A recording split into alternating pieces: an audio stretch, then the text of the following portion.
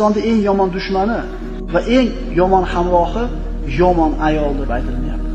Ya'ni Allohning zikrini chiroyli eshitdingiz, qalbingiz orom oldi, 36 bo'ldi temperaturangiz, shirin bo'lib uyga borsangiz, ayolingiz ana shu dunyoga his qo'ygan, dunyoga muhabbat qo'ygan, dunyoda quli bo'lgan ayol bo'ladigan bo'lsa, borishingizga bir pasda temperaturangizni to'g'rilab qo'yadi. Onana bering, monana bering, ona akam falonchi manaqa yilibdi, manaqa kiyibdi, shu bilan bob bo'lgida yana haligi kechqurungi zaryad yo'q, ertaman yana o'sha ho'kiz bola arran so'rab chiqib ketaverasiz. Kishilar deydi Rasululloh 4 ta narsada baxtli bo'ladi deydi. Birlashib aytamiz. Birinchisi keng hovlida, yaxshi qo'shnida, foydali markabda va solih ayolda. Shu to'rlardan bittasi bo'lmasa, mana 3tasi tatimaydi. Mana bittasi bo'lmasa, mana 3tasi ham tatimaydi, birodarlar.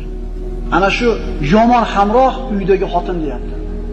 Uydagi xotinni tarbiyalamaydigan bo'lsang, seni tarbiya topgan hech narsa emas deyapti. Tekizlab qo'yadi. Ertamangacha g'adablanib chiqadi.